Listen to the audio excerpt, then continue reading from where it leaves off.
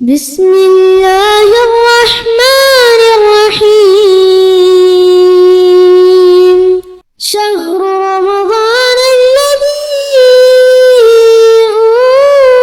أنزل فيه القرآن هدى للناس وبينات من الهدى والفرقان.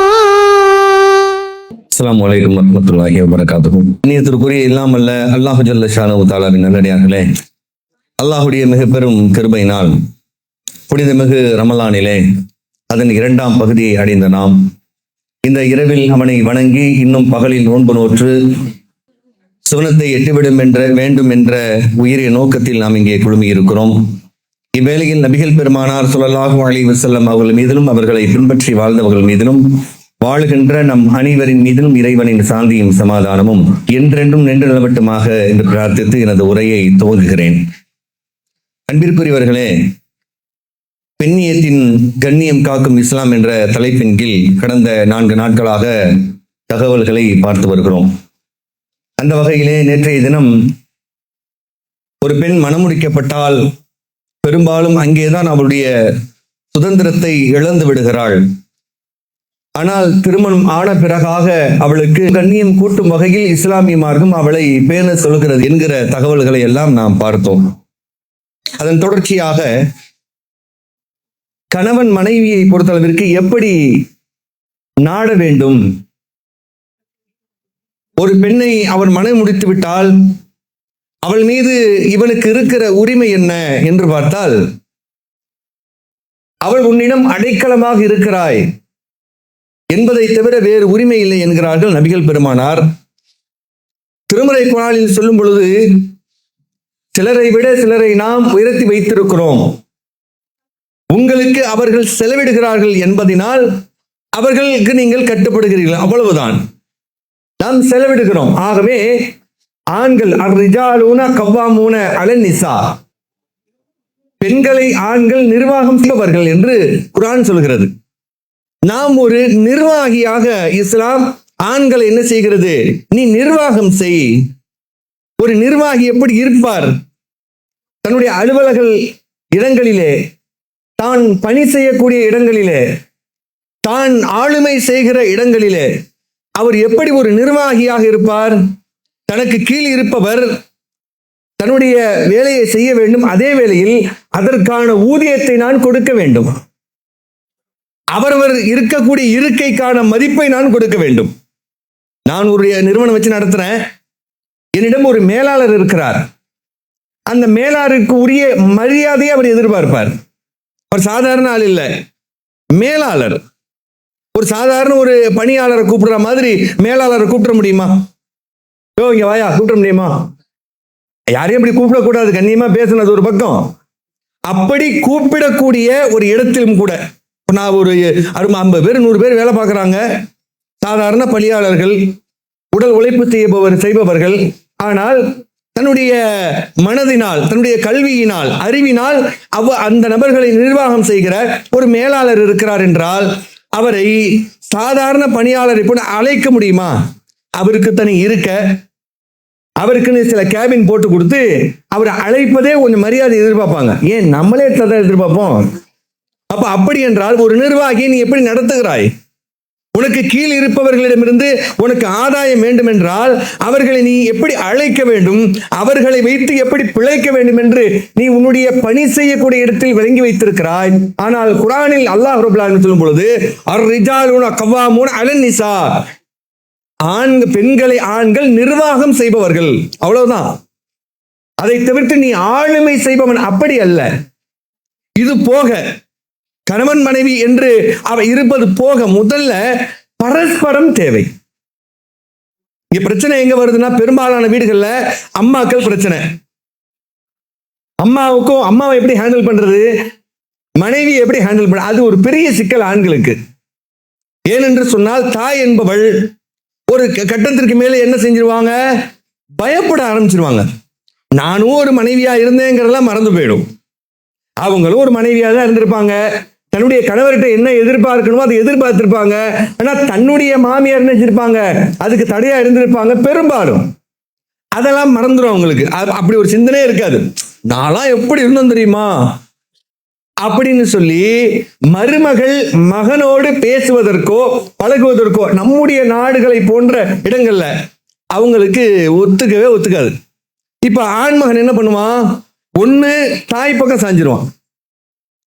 நிறைய வேலைகளை நாங்கள் அந்த பிரச்சனைகள் வரும்போது அணுகும் பொழுது ஒரு கணவன் மனைவி தனியா பேசுறதுக்கு என்ன செய்யறோம், ஒரு கட்டத்துக்கு மேல நல்ல கப்பலா இருக்கிறாங்க, பிரச்சனையே அந்த அம்மா தான். அப்போ மனைவிட்டு கொஞ்ச நேரம் தனியா பேசுப்பா அப்படின்னு ஒரு ரூம்குள்ள பேசுன்னு சொல்லி விட்டுட்டோம். அவன் என்ன பண்ணிட்டான், போன் எடுத்து பாக்கெட்ல போட்டுக்கிட்டு அம்மாவுக்கு கால் பண்ணிட்டு போனை வச்சுட்டு இங்க பேசிக்கிறது அம்மாவுக்கு தெரியுற அளவுக்கு. அப்புறம் எப்படி குடும்பம் விளங்கும்? ஒண்ணு அந்த பக்கம் இல்லைன்னு வைங்களேன், ஒண்ணு இந்த பக்கம் ஒரேடியா முந்தானை முடிச்சு போட்டா முடிஞ்சு போச்சு. அவ்வளவுதான். அந்த தலையணை மந்திரத்திற்கு இருக்கிற அந்த வலிமை இருக்குதுல்ல, உலகத்தில் வர எந்த ஃபார்முலாவுக்கும் கிடையாது, எந்த மந்திரத்துக்கும் கிடையாது. ஒரேடி அம்மாவை என்ன செய்ய புறந்தள்ளி விட வேண்டியது. குறிப்பாக இன்றைக்கு நாகரிக காலம் என்ற பெயரால் சினிமாவை பார்த்து விட்டு கணவன் மனைவி செய்கிற சில விஷயங்களை பப்ளிக்கா செய்ய வேண்டியது. அவன் ஒரு கீழ்றது கொஞ்சிறதுங்கிற மாதிரியான யதார்த்தமா இருக்கிறது வேற, ஒரு நண்பர் மாதிரி அது மாதிரியான ஒரு தவறான பார்வை இல்லாதவாறு நடந்து கொள்வது வேறு. நம்ம அக்கா தங்கச்சியோட பக்கத்துல உட்கார்ந்துருப்போம், தவறா யாரும் நினைக்க முடியாது. அதே மாதிரி மனைவியோட பக்கத்துல உட்கார தப்பு இல்லை. ஆனால் தீண்டலாக கொஞ்சலாக இப்படி சில நபர்கள் என்ன செய்யறாங்க, நாகரிகம் என்ற பெயரால மனைவியோடு அப்படி நடந்து கொள்ள பாக்குறாங்க. நபிகள் பெருமானார் ஓட்டப்பந்தயம் வச்சாங்க. நீங்களே சில நாட்களுக்கு முன்பதாக பயான்ல நீங்க கேட்டிருப்பீங்க. நபிகள் பெருமானார் செய்யறாங்க, ஓடுறாங்க. அது மாதிரி யதார்த்தமாக இருங்கள். அப்ப என்ன பண்ணணும், ரெண்டு பக்கமும் பேலன்ஸ் பண்ணணும். நாம ஒரேடியாக அந்த பக்கம் சாஞ்சா மாதிரியான ஒரு பிம்பத்தை அம்மா கிட்ட காட்டாம இருந்தாலே போதும் சக்சஸ். 4 செவத்துக்குள்ள அது வேற, அங்க பேசுறதெல்லாம் வேற. அங்க போய் நினைஞ்சிடலாம், நீ தம்மா எல்லாம் அவங்க என்ன இன்னும் கொஞ்ச நாளைக்கு தானே, அங்க போய் என்ன செய்யலாம், கவிழ்ந்துக்கலாம், தப்பு இல்லை. ஆனால் வெளிப்படையாக தாய்க்கு முன்னால் ஏன் பல தாய்மார்கள் பயப்படுகிறார்கள் என்று சொன்னால், ஆண்களுடைய அந்த இளம் வயதினாலோ அல்லது மோகத்தினாலோ அவர்களுடைய நடவடிக்கை இருக்குதுல்ல, அது அவங்களை என்ன செஞ்சிடும், கவலைப்பட வச்சிடும். அது யதார்த்தம். நபிகள் நாயகம் சொல்றாங்க, எக்பர் இப்னு ஆதம வ எக்பரு மஅஹு இஸ்னானி ஹுப்புல் மாலி வ தூலில் உமர். நன்றா கவனிச்சுக்கங்க. எக்பர் இப்னு ஆதம, எக்பரு இப்னு ஆதம, ஆதமுடைய மகன் வளர வளர வ எக்பரு மஅஹு இஸ்னானி, இரண்டு சேர்ந்து அவனுடன் வளர்கிறது. ஹுப்புல் மாலி, பணத்தின் மீது உள்ள ஆசை. இப்ப நல்லா கவனிங்க. இப்ப காசு பணத்தின் மீது ஆசை. நம்ம அம்மா நம்மளோட வயசு மூத்தவங்க, ரசூல்லா வாக்குப்படி நம்மை விட அவங்களுக்கு காசு பணத்து மேல கொஞ்சம் கூட ஆசை இருக்கும். அவங்க வச்சுக்கணும்னு இல்ல, அன்னைக்கு நான் எப்படி புழங்கினே, இன்னைக்கு கையில காசு இல்லாம தவிக்கிறனே. சில பேரு என்ன செய்வாங்க, முடிஞ்சுக்க பார்ப்பாங்க. சில பேர் தான் அதை ஆளுமை செய்ய நிர்வகிக்க வேண்டும் என்று விரும்புவாங்க. அப்படி நிர்வகிக்க தகுதியான அம்மையாக இருந்தால் தாராளமா அம்மாட்ட கொடுக்கலாம். பெரும்பாலான அம்மா நிர்வகிப்பாங்க, அவங்க அனுபவம் இருக்கும். சில பேருக்கு அனுபவம் இருக்காது, காசு கொடுத்தா அவ்வளவுதான். அப்படி அதை பார்த்து வீட்டுக்கு வீடு வாசப்படுங்கிற மாதிரி அது சூழல் மாறும். அது ஆண் தான் நிர்வாகின்னு குர்ஆன் சொல்லிடுச்சு.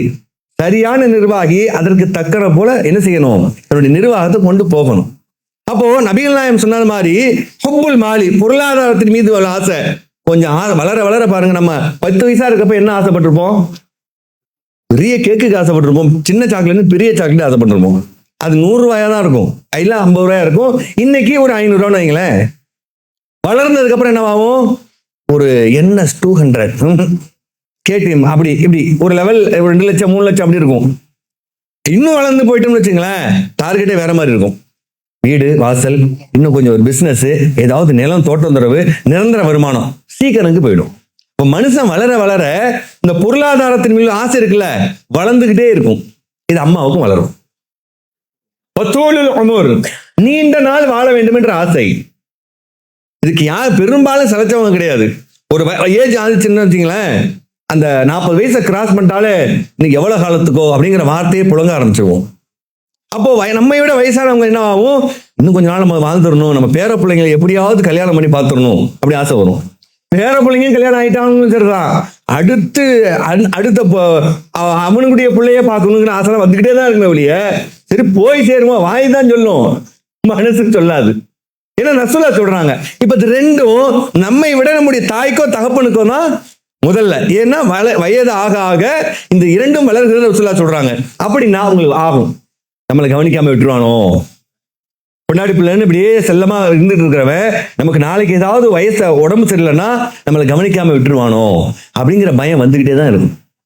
அதனால நாம என்ன செய்யணும்னா, இந்த மனைவிமார்களோடு நடந்தக்கூடிய அந்த விஷயங்களை பொறுத்தளவிற்கு வெளிப்படையாக அந்தரங்கமா இருக்க வேண்டிய நேரங்கள்ல இல்லாம வெளிப்படையாக என்ன செய்யக்கூடாது, நம்ம ரொம்ப கொஞ்சம் கூட்டல் கூடல் என்னது அநாகரிகமாக நடந்து கொள்ளக்கூடாது.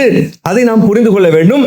ஒரேடியாக சாய்ந்து விட்டோம் என்கிற பிம்பத்தை சும்மாவே அவங்க பயப்படுவாங்க, ஒரேடியா சாஞ்சிடணும்னு வைங்க ரொம்ப பயப்பட ஆரம்பிச்சிருவாங்க. அப்ப அது மாதிரி இந்த அந்த நிர்வாகத்தன்மையை ஒவ்வொரு ஆடும் கொஞ்சம் அவரவர் குடும்பத்திற்கேற்ப சிந்தித்து அதை நகர்த்தி கொண்டோமையானால் நமக்கு என்ன இல்லை, பிரச்சனை இல்லை.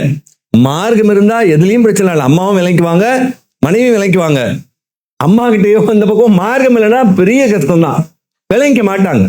அப்போ அல்லாஹுடைய தூதர் அவங்க திருமணம் என்ற ஆன பின்னர் அந்த மனைவிக்கும் கணவனுக்கும் உள்ள இருக்கக்கூடிய பாசத்தை பொறுத்தளவிற்கு நபிகள் பெருமானார் மிக அழகாக வாழ்ந்து காட்டினார்கள். அது இல்லாம குர்ஆன்ல அல்லாஹ் ரப்பல் ஆலமீன் சொல்லும் பொழுது ஏராளமான அத்தாட்சிகளை அல்லாஹ் ரப்பல் ஆலமீன் சொல்லி காட்டுறான். குர்ஆன்ல ஏராளமான அத்தாட்சிகள் நம்முடைய படைப்பை பற்றி, இந்த உலகத்தை பற்றி, இன்னும் நிறைய விஷயங்கள் அல்லாஹ் ரப்பல் ஆலமீன் அத்தாட்சிகளாக சொல்லி காட்டுகிறான். அதில் ஒன்று என்னவென்று சொன்னால், வமின் ஆயாத்திஹி அன் ஹலகலக்கும் மின் அன்ஃபுசிக்கும் அஸ்வாஜா, உங்களில் இருந்து உங்களுக்கு ஜோடியை நாம் படைத்ததில் உங்களுக்கு அத்தாட்சி இருக்கிறது அப்படின்னு அல்லாஹ் சொல்றான். என்ன அத்தாட்சி? இந்த பாசம் ஏற்படும். அதையும் அல்லாஹ் ரப்பல் ஆலமீன் அடுத்த வரியில் சொல்லும் பொழுது லியஸ்குனு இலைஹா வஜஅல பைனக்கும் மவத்தத்தம் வரஹ்மா, உங்களிடையே அன்பும் பரஸ்பரமும் ஏற்படுவதன் மூலமாக அல்லாஹ் ரப்பல் ஆலமீன் ஆக்கி வைத்திருக்கிறான். உங்களுக்கு ஒரு அன்பு ஏற்படுது. மற்ற உறவுக்கெல்லாம் பாருங்களேன், ஒரு லாஜிக் இருக்கு. எங்க அப்பாவை நான் நேசிக்கிறேன் அப்படின்னா அவர் என்னை பெற்று வளர்த்திருக்கிறார். நம்ம அம்மாவை நம்ம நேசிக்கிறோம் அப்படின்னா அவங்க நம்ம சுமந்து இருக்கிறாங்க. எல்லாத்துக்கும் ஒரு காரணம் இருக்கிறது. பிள்ளைகளை நேசிக்கிறோம் என்றால் நம்ம பெத்த பிள்ளை, அக்கா தங்கச்சி அண்ணன் தம்பி எல்லாம் கூட பிறந்தாங்கிற ஏதாவது ஒரு வகையில் ஒரு உறவு முறை உண்டு. மனைவி என்பவள் எப்ப பிறந்தா, எங்க வளர்ந்தா, என்ன சாப்பிட்டா, அவ டேஸ்ட் என்ன, ஏன் டேஸ்ட் என்ன, என் மொழி வழக்கு என்ன, எங்க ஊர் வழக்கத்துல எப்படி நாங்க குழம்பு வைப்போம், அவ அங்க எப்படி குழம்பு வைப்பா, எல்லாம் டோட்டல் டிஃபரெண்ட். ஆணுக்கு எங்கேயாவது வாழ்க்கை முறை மாறுகிறதா? திருமணத்துக்கு பின்பதாக நான் இந்த கையில் கிட்டதை விட்டுட்டேங்க, ஒரு ஆம்பளை இருக்கானா? திருமணத்துக்கு அப்புறம் நான் இந்த மாதிரி சுடிதாரே போடுறதில்ல, எவ்வளவு பெண்ணு கை காட்ட முடியும்? திருமணத்துக்கு அப்புறம் நான் இது மாதிரி சமைச்சுக்கிட்டு இருந்தோம், திருமணத்துக்கு அப்புறம் இப்படி மாறிக்கிட்டோம், ஒரு ஆணை காட்ட முடியுமா? ஆனா பெண் மாறிக்கொள்வாள். ஏன்? அன்பு என்கிற ஒன்றை தவிர வேற ஒண்ணுமே இருக்கு காரணத்தை காட்ட முடியாது. என் வீட்டுக்காருக்கு பிடிக்குங்க, நான் நான்வெஜ்ஜே எனக்கு தெரியாது, சமைக்கவே தெரியாது, நான் பார்த்ததே கிடையாது எங்க வீட்டுல, இப்ப எல்லா நான்வெஜ்ஜும் சூப்பரா சமைப்பேன், என் வீட்டுக்காரர் இருக்காங்க. எவ்வளவு பேர் பாக்குறோம், எவ்வளவு மாறிக்கிறாங்க. எங்க ஊர் பக்கம்லாம் இப்படி பழக்கமே கிடையாது, இங்க நான் வாக்கப்பட்டு வந்தேன், இந்த ஊர் வழக்கம், என் வீட்டுக்காக நான் மாறிக்கிட்டேன். எவ்வளவு பெண்களை பார்க்கிறோம். எங்கே இருந்து வந்தது, என்ன தொடர்பு, எவ்வளவு கால பழக்கம்? கல்யாணம் ஆகி 1 வருஷம் தான் ஆச்சு, 6 மாசம் தான் ஆச்சு. அந்த அன்பு ஏற்படுகிறதே இது அல்லாஹ்வுடைய அத்தாட்சிகளில் உள்ளதுங்கிறான். இப்ப நம்ம யோசனை பண்ணி பார்க்கணும். அல்லாஹ்வுடைய அத்தாட்சி நம்ம கிட்ட இருக்கிற பாசம் சாதாரணமா நினைக்காதீங்க, எடை போடணும். நான் என் மனைவியை, என் மனைவி என்னை என்று நேசிக்கிறார் என்றால், அல்லது என் தாய் என் தந்தையை, என் தந்தை என் தாயை என்று எந்த கணவன் மனைவி உறவையும் சற்று யோசித்து பார்க்கும் பொழுது இறைவனுடைய அத்தாட்சி, அவனுடைய சான்று என்கிறான். என்றால் இறைவனுடைய சான்று நம்முடைய வீட்டில் இருக்கிறது என்றால் அதை எப்படி கொண்டாட வேண்டும்? குர்ஆன் எப்படி நம்ம மதிக்கிறோம்? அல்லாஹ்வுடைய சான்று. நபிமொழியை எப்படி மதிக்கிறோம்? அல்லாஹ்வுடைய சான்று. அதுபோல்தான் நம்மிடம் இருக்கக்கூடிய அந்த அன்பு என்பது, விவாகம் என்பது இறைவனுடைய சான்று என்று இருதரப்பும் உணர்ந்து கொண்டால் அந்த உறவு எவ்வளவு புனிதமாக மாறிவிடும். அந்த அன்பு நாம பாருங்க, இன்னைக்கு பெரும்பாலும் ஆண் என்ன செய்யறது இல்ல, பெண்களை மதிக்கிறதே கிடையாது. ஒரு பொது இடங்கள்ல மரியாதை இல்லாம அழைப்பது, அடுத்தவர் முன்னால் மரியாதை தரங்கட்டு பேசுவது, காரணம் என்னிடம் வலிமை இருக்கிறது என்கிற அகந்தை. நபிகள் பெருமானார் நம்மளை பாருங்க, நம்ம இப்படி இருக்கிறோம், ஒரு பப்ளிக்ல நம்மளுடைய மனைவி தவறா ஏதாவது பேசினாங்கன்னா எப்படி இருக்கும்? வீட்டில் கூட பொறுத்து போயிடுவோம், சரி போ அப்படின்னு போயிடலாம். ஒரு பொது இடத்துல இன்னொரு ஆள் பாக்குறப்ப, குறிப்பா ஒரு சின்ன பையன் பாக்குறப்ப, ஒரு பொடியை பார்த்துக்கிட்டு இருக்கான், ஏதாவது கோபமா நம்மகிட்ட ரோஷமா நடந்துக்கிட்டாங்க, நமக்கு என்ன ஆகும்? அவன் முன்னால பேசுறான், அவன் என்ன நினைப்பான், நான் எவ்வளவு பெரிய ஆளு புல்லட்ல வர்றேன், அந்த பையன் நாளைக்கு என்ன மதிப்பான்? இதுதான் ஆம்பளைக்கு பிரச்சனை. எதுக்கு நினைக்கிறேன், என்ன அடுத்தவன் பார்த்துட்டா முடிஞ்சு போச்சு. இது ஆம்பளைக்கு பெரிய பிரச்சனை. பெண்களுக்கு வந்து ட்ரெஸ் அடுத்தவ பாக்குறது நல்லா, அது மாதிரியான மனசு இருக்கும். ஆம்பளைக்கு என்ன, அடுத்தவன் என்ன வீரங்கணும். இது ஆண்களுக்குள்ள ஒரு மனநிலை. அப்ப நபிகள் பெருமானார் ஆயிஷா ரலியல்லாஹு அன்ஹா அவர் வீட்டில் இருக்கிறாங்க. அப்பொழுது இன்னொரு மனைவி வீட்டில் இருந்து ஒரு சில உணவு பண்டங்கள் கொண்டு வரப்படுகிறது. இவங்களுக்கு அது பிடிக்கல. என்ன பண்றாங்க? தட்டி விட்டுறாங்க, கையை தட்டுறாங்க, கீழே விழுந்து அந்த பீங்கான் பாத்திரம் உடைந்து விடுகிறது. உடனே நபிகள் என்ன செய்யறாங்க, அந்த உடைஞ்ச பாத்திரத்தை அப்படி எடுத்து பொறுக்கி அது தூக்கி ஓரமா வச்சுட்டு, இன்னும் அதுக்கு பகரமாக வீட்டில் இருந்த இன்னொரு பாத்திரத்தை கொடுத்து, உன் அன்னைக்கு ரோஷம் வந்து விட்டது, உம்முக்கும் உங்க அம்மாவுக்கு கொஞ்சம் ரோஷப்பட்டாங்க, இது போய் அந்த வீட்டுல போய் கொடுத்துருங்க போங்க. இது அனஸ் ஸல்லல்லாஹு அலைஹி வஸல்லம் பார்த்து, அவருக்கு சும்மா 7 வயசு 6 வயசு அவ்வளோ. அப்ப இதை பார்த்து விட்டு அந்த செய்தியை இவர் அறிவிக்கிறார். நாம எப்படி பார்ப்போம்? இந்த பார்வை எப்படி இருக்கும் நமக்கு? என்ன அப்படின்ட்டு குறைஞ்சபட்சம் அந்த பயலுக்கு முன்னாலாவது பேசிட்டு போயேன், என்ன நினைப்பான், நான் வீதியில நாளைக்கு போனா எனக்கு மரியாதை இருக்குமா இருக்காதா என்ன, உடனே நம்ம உடனே அப்படி கணக்கு போட்டுருவோம். நபிகள் பெருமாள் அதை பத்தி எல்லாம் கவலைப்படலை. இந்த நேரத்தில் அவங்களுக்கு புரியல. நபிகள் நமக்கு சொன்னாங்கல்ல, பெண் என்பவள் விழா எலும்பிலிருந்து படைக்கப்பட்டவள், அவளை அப்படியே விட்டு விட்டால் வளைந்து விடும், நீ நிமுக்கணும்னு நினைச்சினா உடஞ்சிரும். நமக்கு சொன்ன மாதிரி மட்டும் அவங்க சொல்லிட்டு போகல, நடந்து காட்டுறாங்க பாருங்க. அதை தாண்டி இறை தூதருங்கிற மிகப்பெரிய அந்தஸ்து வேறு, நாட்டின் ஜனாதிபதி வேறு. இப்படி பன்முகத்தன்மை கொண்ட அந்த மாமனிதருக்கு உடைய மனைவி, அவர்களுள் ஏதோ ரோஷம், அவர்களுக்குள் ஏதே மனப்பிரச்சனை என்று சொன்னால், குடும்பம் தான் இப்படித்தான் இருக்கும், அதற்கு என்ன என்று அழகாக எடுத்துக்கொண்டு அதை கையாண்டார்கள் என்று சொன்னால், நாம் எம்மாத்திரம் இருக்கிறோம் பாருங்க. நபிகள் நாயகம் பொது இடங்களில் உங்களுடைய மனைவிகளை என்ன செய்யாதீங்க, நீங்க திட்டாதீங்க. அவர்கள் வரம்பு மீறி ஏதேனும் செய்தால், நீங்கள் வீட்டிற்குள் யாரும் இல்லாத லேசா என்ன செய்யலாம், நீங்க அடிக்கலாம் என்று. அது வரம்பு மீறிய காரியங்கள் செய்தால் மட்டும்தான். மற்றபடி அவர்களுடைய உரிமைகளில் கை வைக்கவோ, அவர்களை அடக்குமுறை செய்து அடக்கி வைக்கவோ இஸ்லாத்தில் பெண்களுக்கு அப்படி இடம் அளிக்கவில்லை. அவளும் உன்னை போன்று ஒரு உயிர்தான், உன்னை போன்று மான மரியாதை ரோஷம் உள்ள ஒரு உயிர் உடல் தான், ஆகவே அடிமைப்படுத்த கூடாது என்கிற மாதிரி நபிகள் நாயகம் சொல்றாங்க. அதே வேளையில பெண்களுக்கு சொல்றாங்க, எந்த ஒரு பெண் கணவனுடைய திருப்தியை அடையாமல் இறந்து விட்டாலோ அவள் சொர்க்கம் செல்ல மாட்டாள். இதையும் நம்ம கவனிக்கணும். பெண்கள் என்ன பண்ணணும்? நமக்கு இஸ்லாம் உரிமை வழங்கி இருக்கிறது தான், நமக்கு ஒரு பெருந்தன்மையான நல்ல இடத்தை அல்லாஹ் இஸ்லாம் தந்திருக்கிறது தான். அதே வேளையில் அதை தவறாக பயன்படுத்தக்கூடாது என்கிற சிந்தனையும் பெண்களுக்கு தேவை. அப்போ அல்லாஹுடைய தூதர் அவர்கள் தனக்கு 4-5 மனைவிமார்கள் ஒரே சமகாலத்தில் இருந்த போதும் கூட அவங்க வேலையை அவங்க பார்த்துக்குவாங்களாம். ஆயிஷா ரலியல்லாஹு அன்ஹா சொல்றாங்க, அல்லாஹ்வின் தூதர் நபிகள் நாயகம் ஸல்லல்லாஹு அலைஹி வஸல்லம் அவர்கள் தன்னுடைய ஆடை கிழிந்து விட்டால் அதை தானே தைத்துக் கொள்வார்கள். அவர்கள் உண்ட தட்டை அவர்களே கழுவி வைப்பார்கள். அவர்கள் உடுத்திய துணியை அவர்களே துவைத்துக் கொள்வார்கள். அவர்களது தேவைக்காக எங்களை அவர்கள் என்ன செய்ய மாட்டார்கள், எங்களை பெரும்பாலும் கட்டளை இட மாட்டார்கள். பெற்றோர்கள் எவ்வளவு சிரமத்துக்கு மத்தியில் நம்மை பெற்றெடுத்து நம்மை பராமரித்து நம்மை வளர்த்து அவர்களது இறுதி காலம் வரைக்கும் நம் மீது அன்பு காட்டியதை நாம் யாரும் மறுக்க முடியாது. அப்போ அந்த தாய் தந்தை உயிரோடு இருக்கும் பொழுது கூட நாம் அவர்களுக்கு சில நன்மைகளை செய்ய தவறி இருப்போம், அல்லது அன்றைக்கு செய்ய முடியாத ஒரு பொருளாதார சூழல் நமக்கு ஏற்பட்டிருக்கலாம்.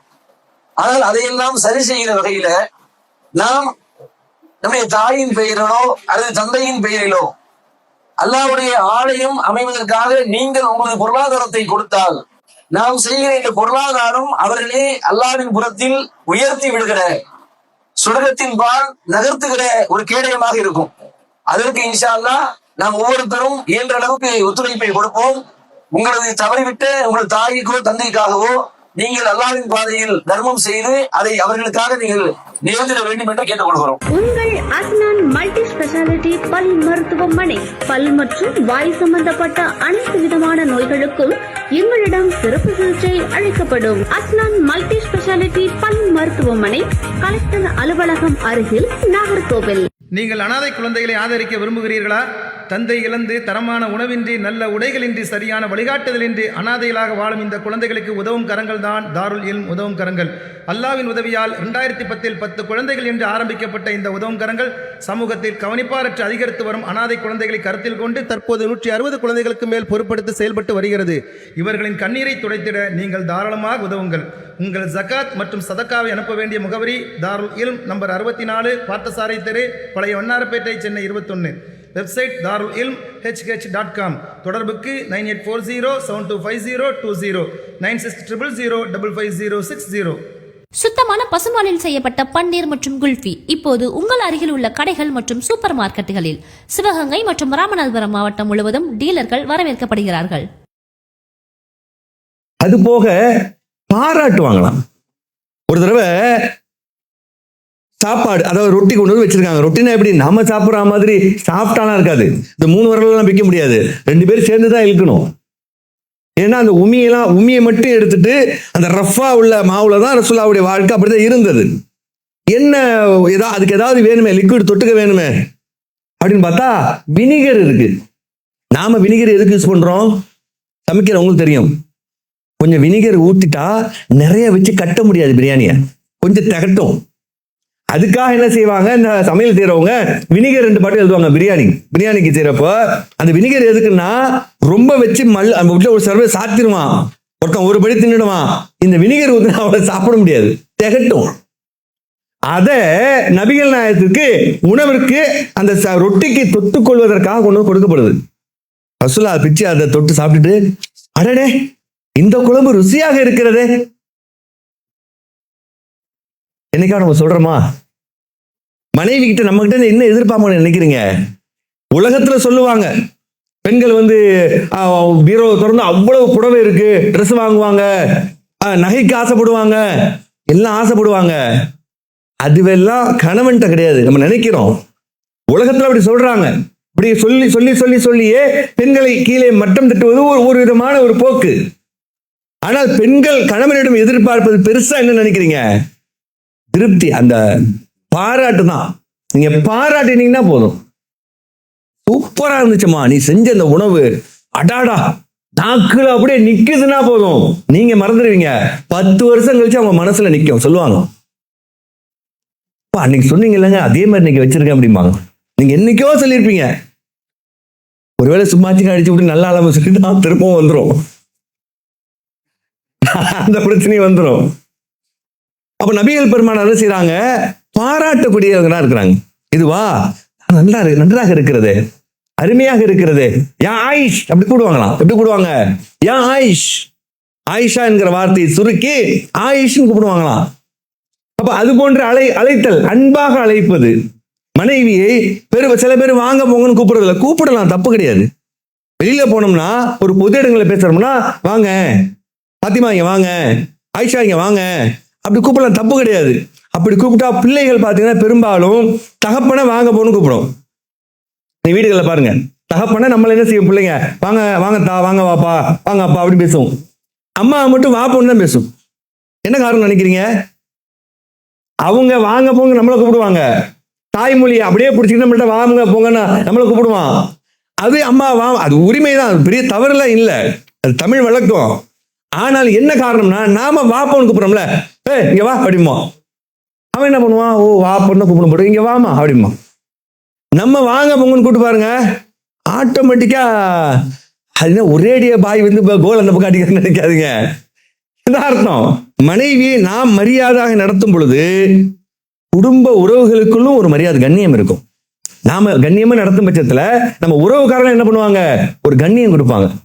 நம்முடைய அழைத்தல தான் இருக்கு. அப்படித்தான் அல்லாஹ்வுடைய தூதர் அவர்கள் மனைவிகளுக்கு கொடுக்க வேண்டிய சரியான மரியாதையை கொடுத்தார்கள். அதனாலதான் போருக்கு போறோமா, வெளியில போறோமா, ரொட்டேஷனா வாங்க, யார் இந்த இந்த இடத்துக்கு இந்த டைம் வரணும், குழுக்கள் போட்டு. அது மாதிரி இங்க பெரும்பாலும் உங்களுக்கு குழுக்க போறதுக்கு இல்லை, ஒண்ணுதான். அதுவே பெரிய ஆண்களுக்கெல்லாம் நிறைய கவலை. ஏன்னா நபிகள் பெருமாள் என்ன செய்வாங்க, யார் 4-5 மனைவி இருக்காங்களா, இந்த முறைக்கு யார் வரணும், அப்போ ரொட்டேஷன்ல ஒவ்வொருத்தங்க அழைச்சிட்டு போவாங்க, அழைச்சிட்டு போயிட்டு அழைச்சிட்டு வருவாங்க. இன்னைக்கு நாம என்ன செய்யறது இல்ல, வெளியில அழைச்சிட்டு போறது விரும்புறது இல்லை பெரும்பாலும் பெண்களை. ஆமாப்போ உன்னை அழைச்சிட்டு, நானே ஒரு நாள் லீவ்ல இருக்கிறேன், உன்னை இழுத்துக்கிட்டு அலைவாங்க. அவங்களுக்கு அவ்வளவுதான், நாம தான் உலகம். அப்ப நபிகள் பெருமானார் பெண்களுக்கு என்று கொடுக்க வேண்டிய மரியாதையை எல்லா இடங்களிலும் கொடுத்ததாக நம்ம தகவல்கள்ல பார்க்கிறோம். இது மட்டும் இல்லாம சஹாபாக்கள் மனைவியை எப்படி எந்த அளவுக்கு உரிமை கொடுத்து வச்சிருந்தாங்க என்று பார்த்தால், அவர்கள் உரிமை கொடுக்க கொடுக்க லாபம் யாருக்குன்னா ஆண்களுக்கு தான். நாம எந்த அளவுக்கு அவங்களுக்கு உரிமையை கொடுக்கிறோமோ, அவர்களை சுதந்திரமாக வைத்திருக்கிறோமோ, லாபம் யாருக்கு, ஆணுக்கு. இத பல இடங்கள்ல நீங்க பார்க்கலாம். இப்போ உம்மு சுலைம் ரலியல்லாஹு அன்ஹா அவர்கள், அவங்களை பொறுத்தளவுக்கு அபூ தல்ஹா விரும்பி திருமணம் செஞ்சுக்கிறார், இஸ்லாத்துக்கு வந்துடுறாரு. அப்ப வந்துட்டா ஒரு நேரம், லன் தனாலுல் பிர்ர ஹத்தா துன்ஃபிகு மிம்மா துஹிப்பூன், நீங்கள் விரும்புகின்ற ஒன்றை அல்லாஹ்வின் பாதையில் செலவிடாத வரை நீங்கள் நன்மையை முழுமையாக அடைந்து கொள்ளவே முடியாது அப்படின்னு குர்ஆன் வசனம் நீங்க பார்க்கலாம். 3வது அத்தியாயத்தினுடைய 92வது வசனம் அல்லது 4வது ஜுஸ்ன்னு சொல்லுவாங்கல்ல, அதுல பாத்தீங்கன்னா ஃபர்ஸ்ட் வரி, முதல் வரி இதுதான், லன் தனாலுல் பிர்ர ஹத்தா துன்ஃபிகு மிம்மா துஹிப்பூன், நீங்கள் விரும்புகின்ற ஒன்றை அல்லாஹ்வின் பாதையில் செலவிடாத வரை நன்மையை முழுமையாக பெற்றுக்கொள்ள முடியாது. இந்த வசனம் இறங்குகிறது. இறங்கிய மாத்திரத்திலே அபூ தல்ஹா ரலியல்லாஹு அன்ஹு அவர் வர்றார். அவர் எப்படிப்பட்டவர், இஸ்லாத்தில் இல்லாதவர், ஒரு பெண்ணை விரும்புகிறார். அந்த பெண் சொல்கிறார், உம்மு சுலைம் சொல்கிறார், நீங்கள் இஸ்லாத்திற்கு வந்தால்தான் நான் உங்களை மணமுடிப்பேன், இல்லை எனக்கு அதுதான் தேவை, பொருளாதாரம் எனக்கு தேவையில்லை. ஏனென்றால் இறை நம்பிக்கை கொண்ட பெண் இறை நம்பிக்கை கொண்ட ஆணை திருமணம் செய்யட்டும், குர்ஆன் சொல்கிறது.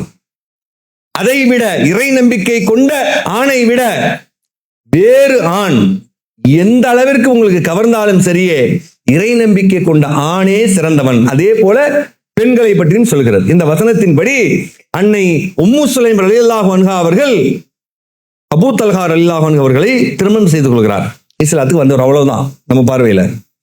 எந்த அளவிற்கு இஸ்லாத்தை பின்பற்றக்கூடியவராக மாறுகிறார், அதுக்கு யார் காரணமா இருக்காங்க, ஒரு பெண். அந்த பெண்ணிடம் ஒரு ஆணிடம் இருக்கக்கூடிய மார்க்கத்தையும் பாருங்கள், ஒரு பெண்ணிடம் இருக்கக்கூடிய மார்க்கத்தையும் பாருங்கள். எப்படிப்பட்ட ஒரு அற்புதமான சஹாபியாக இந்த அபூ தல்ஹா ரலியல்லாஹு அன்ஹு அவர்கள் மாறுகிறார்கள் பாருங்கள். உடனே என்ன செய்றாரு, மஸ்ஜிது நபவி மதீனா, மதீனா என்பது அன்றைக்கு நபிகள் நாயகம் ஆட்சியில் இருந்த போது அது தலைமை செயலகம், அதுதான் சுப்ரீம் கோர்ட்டும் அதுதான், உச்ச நீதிமன்றமும் அதுதான், தலைமை செயலகமும் அதுதான், நாட்டினுடைய மிக முக்கியமான ஒரு கட்டிடம் என்றால் அதுதான் மஸ்ஜிது நபவி. அதற்கும் எதிர்புறம் இருக்கக்கூடிய பைருஹா என்ற தோட்டம், அந்த தோட்டத்தை பற்றி அவர்கள் சொல்கிறார்கள். அல்லாஹ்வின் தூதரே, அங்கிருந்து வர்றார் அபூ தல்ஹா வர்றார், இந்த வசனம் வந்துவிட்டது, நீங்கள் விரும்புகின்ற ஒன்றை அல்லாஹ்வின் பாதையில் செலவிடாவிட்டால் நன்மையை முழுமையாக பெற்றுக்கொள்ள முடியாது என்று இறைவன் கட்டளையிட்டு விட்டான். ஆகவே நான் விரும்புகிற இந்த தோட்டம் பைருகா இருக்கிறது, இது அருமையான பேரிச்ச மரங்கள் கொண்ட தோட்டம், நாட்டினுடைய நகரத்தின் மையத்தில் இருக்கக்கூடிய தோட்டம், சாதாரண இடம் இல்ல, சும்மா எங்கேயோ காட்டுல மீட்டருக்கு வேல்யூ ரொம்ப கம்மி, ஒரு ஸ்கொயர் ஃபீட் ரொம்ப கம்மி, அப்படி இல்ல, நாட்டுடைய மைய பகுதியில் இருக்கிறது, தலைமைச் செயலகத்துக்கும் ஆப்போசிட்ல இருக்குன்னா எவ்வளவு வேல்யூ இருக்கும். இத இங்கே நல்ல சுவையான தண்ணீர் வருகிற கிணறு இருக்கிறது. இன்னும் சொல்றாங்க, ரசூல்லா போய் ரிலாக்ஸ் பண்றது அங்கதான் போய் உட்கார்ந்துருப்பாங்க சில நேரத்துல. அந்த பைருவா தோட்டத்துல நபிகள் நான் என்ன செய்வாங்க, அந்த கிணத்துல காலை தொங்க போட்டு உட்கார்ந்ததால செய்தியை பார்க்கிறோம். அப்படிப்பட்ட ஒரு மதிப்புமிக்க ஒரு இடத்தை அல்லாஹ்வின் தூதரே, நான் ரொம்ப நேசிக்கிற அந்த தோட்டம் அது அல்லாஹ்வின் பாதையில் நான் தந்துடுறேன் அப்படிங்கிறாங்க. இத வீட்டுல போனா சொல்ல முடியுமா? என்ன பண்ணுவாளோங்கன்னு ஒரு மனுஷனுக்கு இருந்தா அவனால அப்படி செய்ய முடியுமா?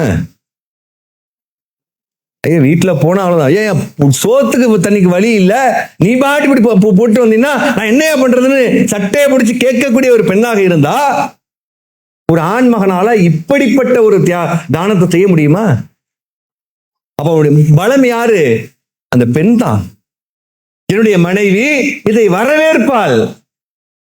அவளுக்கு நகை நட்டு என்று சேர்ப்பதை விட மறுமைக்கு சேர்ப்பதை விரும்புவாள். யா அய்யுஹல்லதீன ஆமனு கூ அன்ஃபுஸக்கும் வ அஹ்லீக்கும் நாரா வகூதுஹா அன்-நாஸ் வல் ஹிஜாரா அலைஹா மலாயிகத்துன் கிலாலுன் ஷிதாத் லா யஅஸூனல்லாஹ மா அமரஹும் வ யஃபஅலூன மா யு'மரூன்.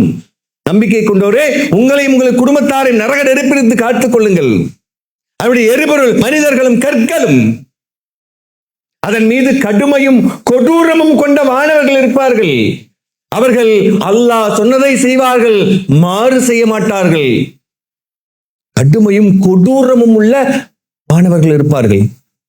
வேதனையின் போது ஆறுதல் சொல்வதற்கு ஆள் அல்ல. அங்கே வேதனையின் போது வேதனை சுவை என்று மிரட்டுவதற்கான மலக்கு தேர்வு செய்யப்பட்டிருக்கிறார். அந்த இடத்திலிருந்து என்னையும் என் குடும்பத்தையும் நான் காத்துக்கொள்ள வேண்டும் என்ற உணர்வு இருதரப்பு இருந்துவிட்டால் இருவருடைய பயணம் சுகமாக இருக்கும். கொடுத்தேன், அல்லாஹ்வுக்காக கொடுத்தேன், அல்ஹம்துலில்லாஹ், இதை விட என்னங்க வேணும்? அந்த மனைவி புரிந்து கொள்வா. அதனால்தான் நபிகள் பெருமானார் திருமணம் என்று வந்து விட்டால் மார்க்கத்திற்காக மனம் எடுத்துக்கொள்ளுங்க சொல்றாங்க. அப்போ பெண்கள் என்பவர்கள் சாதாரண ஆட்கள் அல்ல. இந்த மார்க்கத்திற்காக, சமூகத்திற்காக வாரி வழங்கும் வள்ளல்களாக இருந்திருக்கிறார்கள், இருக்கவும் செய்வார்கள். மார்க்கத்திற்காக நபிகள் நாயகம் ஒரு ஹஜ்ஜத்துல் விதாவின் போது தர்மத்தை பற்றி பேசுகிறார்கள். பேசிவிட்டு பிலால் ரலியல்லாஹு அன்ஹு அவர்கள் ஒரு துண்டேந்தி பெண்கள் புறம் அப்படியே வலம் வருகிறார்கள். அவர்கள் வைத்திருந்த நகை நட்டுகள் எல்லாம் அதில் கிடந்தது என்பதை நாம் அனைவரும் அறிவோம். பெண்கள் நகையின் மீது காதல் உள்ளவர்கள், மோகம் உள்ளவர்கள் என்று நினைக்கிறோம். அதைவிட இறைவனின் இறை தூதரை நேசிக்கக்கூடியவர்கள் அப்படி இருக்கிறார்கள். அப்படி இருக்க நாம் வைக்க வேண்டும். ஆகவேதான் அபூ தல்ஹா ரலியல்லாஹு அன்ஹு அவர்களால் இவ்வளவு பெரிய ஒரு மதிப்புமிக்க ஒரு பெரும் தோட்டத்தை இஸ்லாத்திற்காக கொடுக்க முடிந்தது. அதை கூட நபிகள் பெருமானார் அப்படியே வாங்கிக் கொள்ளவில்லை. என்ன பண்ணாங்க? அப்படி நீ கொடுக்கிறதா இருந்தா, இந்த வசனத்திற்கு நீ உயிரோட்டம் தர வேண்டும் என்று இருந்தால் உன்னுடைய உறவினர்களுக்கு கொடுத்து விடு என்றார்கள். அதே போன்று உறவினர்களுக்கு கொடுத்து விட்டு திரும்ப வந்து என்ன பண்ணுவாங்க? அல்லாஹ் தூதரே நான் கொடுத்துட்டேன் அப்படின்னு சொல்லுவாங்க. அது மாதிரி இன்னொரு இடத்துல ஒரு பெண் திருமணம் செஞ்சுட்டு அவ்வளவுதான் அடிமையா வாழ்ந்தோம் அப்படி மட்டும் இஸ்லாம் சொல்லவே இல்லை. சாபித் பின் கைஸ் என்கிற ஒரு நபித்தோழர், அவருடைய மனைவி வந்து நபிகளாரிடம் சொல்கிறார், அல்லாஹ்வின் தூதரே எனக்கு விவாகரத்து வேண்டும் அப்படிங்கிறார். ஏம்மா, எதனால பிரச்சனை? என்ன புத்திசாலியான வார்த்தை பிரயோகம்! அல்லாஹ் அவர்களுக்கெல்லாம் அருள் செய்ய வேண்டும். அல்லாஹ்வின் தூதரே, என்னுடைய கணவனுடைய நடத்தையோ அவருடைய கண்ணியத்தையோ வல்லாஹி நான் குறை சொல்ல மாட்டேன். மிக நல்லவர், என்னையும் கண்ணியமாக நடத்தக்கூடியவர். ஆனால் நான் அவரிடம் இருந்து கொண்டு அல்லாஹ்வுடைய சாபத்தை பெறுவதற்கு நான் விரும்பவில்லை. கணவருக்கு அவர் பிடிக்காம அவர்கிட்ட வாழ்ந்துகிட்டு எனக்கு விருப்பம் இல்லை, ஆனா அவர் நல்லவர் தான், எனக்கு பிடிக்கல அப்படின்னு அவங்க என்ன செய்யறாங்க? வார்த்தை பிறகு எப்படி இருக்குது? அல்லாஹ்வுடைய சாபத்தை பெற நான் விரும்பவில்லை அப்படிங்கிறாங்க. அப்படியா? அவரிடம் நீ வாங்கிய மகர் என்ன? நபிகள் நாயகம் கேட்கிறாங்க பாருங்க. நான் ஒரு தோட்டத்தை மகராக வாங்கினேன். பெண்களை கவனித்துக் கொள்ளுங்கள், ஒரு தோட்டத்தை கேட்டிருக்கிறாங்க. அப்படி என்றால் அந்த மகரை கொடுத்து விட்டு மனம் முறிவு எடுத்துக்கொள் என்று சொன்ன உடனே அவர் அந்த தோட்டத்தை திரும்ப கணவனிடம் கொடுக்க, சாபித்துக்கு அல்லாஹ்வுடைய தூதர் சொல்கிறார்கள், அவரை நிரந்தரமாக விடுவித்து விடு, அவ்வளவுதான், உங்கள் மனம் முறிவு ஆகிவிட்டது. இப்போ இஸ்லாம் ஒரு கணவர் என்றால் பிடித்து வாழ்ந்தால் நன்றாக பிடித்து வாழுங்கள், சமரசம் அன்போடு பகிர்ந்து வாழுங்கள். இது ஏனென்றால் இறைவன் புறத்திலிருந்து வந்த சான்றுகளில் ஒன்று என்கிறான் அல்லாஹ். என்றால் நம்மிடம் ஏற்பட்ட அந்த பாசம் என்பது இறைவன் கொடுத்த அற்புதமான அருட்கொடை.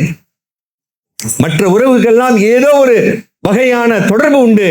கணவன் மனைவி என்பதற்கு அந்த திருமணம் என்கிற அந்த ஒப்பந்தம் தான் தொடர்பு.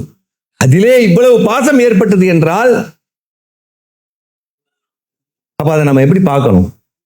அப்போ நபிகள் நாயகம் சொல்றாங்க, நீ என்ன உண்கிறாயோ அதை அவளுக்கு உண்ண கொடு, நீ என்ன உடுத்துகிறாயோ அதை அவளுக்கு உடுத்த கொடு, அதை செய்யுங்க அப்படின்னு நபிகள் பெருமானார் என்ன செய்யறாங்க? அதிலிருந்து என்ன அர்த்தம் விளங்குகிறது என்றால், அவரை மதி சமமாக வை, ஈருடல் ஓருயிர் என்பது போன்று அவரை சமமாக வை.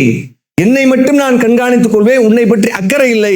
சில பேர் என்ன நினைப்பாங்க, காசு எவ்வளவு வேணாலும் உங்களுக்கு தந்துடுறேன் அப்படிம்பாங்க.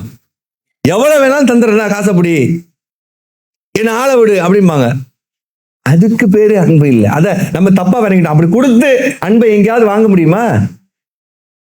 எதையும் கொடுத்து வாங்க முடியுமா? அதை எதிர்பார்க்கவே மாட்டாங்க. என்ன காசு, என்ன காசு, உன்னை விட எனக்கு காசா பெருசு அப்படின்னு சொல்லி உங்க பரிசுலயே காசை வச்சுக்கோங்க, ஓட்டுங்க, வண்டி சூப்பரா ஓடும். இந்தா காடைப்படி எவ்வளவு வேணாலும் எடுத்துக்க, வண்டி ஓடாது. வெறும் சாதாரண அந்த வார்த்தை, அன்பான வார்த்தை.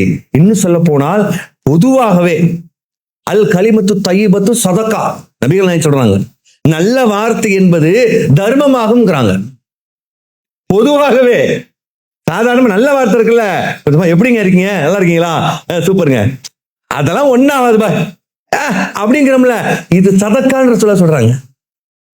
ஒருத்தர் வர்றாரு, இது மாதிரி ஆயிடுச்சுங்க, பிரச்சனை ஆயிடுச்சு, அடப்போங்க அதெல்லாம் சரியா, ஏன் கவலைப்படுறீங்களா, நல்லா இருக்கான், நீங்க உங்க மனசுக்கு ஒன்னும் ஆகாதுங்க, நல்ல மனசுக்கு உங்களுக்கு அப்படின்னு மனசுக்கு சொல்றோம்ல, இது சதக்கா, தர்மமா. அதே மனைவி இடத்துல அதுவும் தர்மம் தான், பிள்ளை இடத்துல அதுவும் தர்மம் தான். எத்தனை பேர் மனைவிக்கு சலாம் சொல்கிறோம், சலாம் சொல்றோமா, ஏன் ஹேண்ட்ஷேக் பண்றோமா? முசாபா செய்வது சிறு பாவங்கள் மன்னிக்கப்படுகிற நபிகள் சொல்றாங்க. அம்மா கிட்ட போய் அஸ்ஸலாமு அலைக்குமா கை கொடுங்க, மனைவி கிட்ட போய் அஸ்ஸலாமு அலைக்கும் ரஹ்மத்துல்லாஹ் கை கொடுங்க. அது போக அவங்க கிட்ட ஏதாவது நல்ல விஷயம் செஞ்சாங்கன்னா ஜஸாக்கல்லாஹு கைரா, அல்லாஹ் உங்களுக்கு, அல்லாஹ் உனக்கு உதவி செய்யட்டும்மா, அல்லாஹ் நல்ல வீட்டுல உனக்கு உதவி செய்யட்டும். மனதார நம்மை விட, நம்ம பிள்ளைகளுக்கு, மனைவிமார்களுக்கு நம்மை விட மனதார யாரால் அடிக்கடி பிரார்த்தனை செய்ய முடியும்? ஆக பெண் என்பவள் இஸ்லாமிய மார்க்கத்தில் பொறுத்தளவிற்கு எந்த இடத்தில் இருந்தாலும் சரி, அவள் ஒரு மகளாக, ஒரு மனைவியாக, ஒரு சகோதரியாக, ஒரு தாயாக, எந்த இடத்தில் இருந்தாலுமே அந்த இடத்தை அழகாக அலங்கரிக்க செய்ய இஸ்லாம் சொல்கிறது. ஏன் இந்த சொத்து பாத்துங்க, எந்த பொசிஷன்ல இருந்தாலும் பெண்ணுக்கு சொத்து உண்டுங்க, ஆண்களுக்கு எல்லா பொசிஷனுக்கும் கிடைச்சிடாது. ஆனா பெண்ணுக்கு அவள் ஒரு பிள்ளையாக மகளா இருக்கும் பொழுது தகப்பன் சேர்த்த சொத்தில் ஒரு ஆணுக்கு 1/4 பாதி.